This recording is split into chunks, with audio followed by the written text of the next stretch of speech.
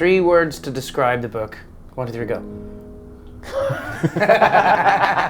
I don't do on the spot well. I just do not do on the spot well. Okay. You go first. 3 words to describe the book. I would say ode to literature. And I would say world of words. And that's that.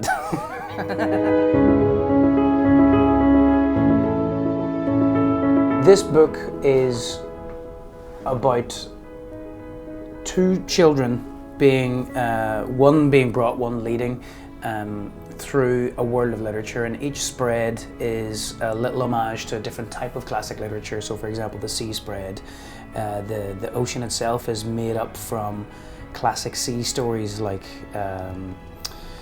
Sinbad the Sailor and 20,000 Leagues Beneath the Sea. Dr. Dolittle. Dr. Dolittle. The cave spread is kind of like pirate stories like Kidnapped and Treasure Island. The forest spread is Fairy tales.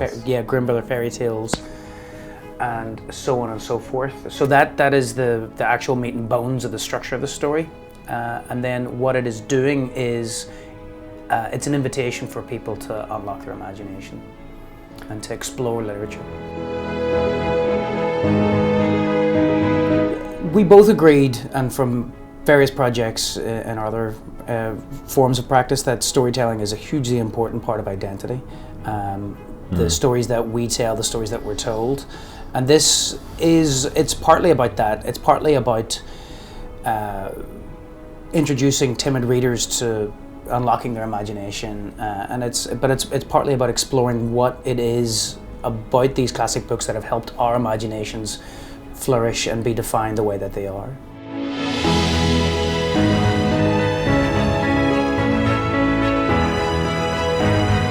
It's this thing about the fluidity of language and text. We wanted to embody that, but it's also this idea, and it's exactly what Oliver said, it's the idea that we all need narratives, so we all need an overarching story which pins something together. And I think that's kind of one of many metaphors in the book, is that there's an overriding arch that you can read, but then also there's multiple texts within the story. So within the pictures there's multiple stories, and that's not an unfamiliar idea when you think about how the internet works. You know, you go onto bits of information and you're expected to go into it and go through it and go around it, and it leads to other bits. So I think what we were doing was taking some of the modern ideas that's happening to language, and we were just using some of the best qualities of what happens in literature, which is, you know, storytelling and myth, and combining that fluidity of text to the kind of a story that you can follow in a linear way.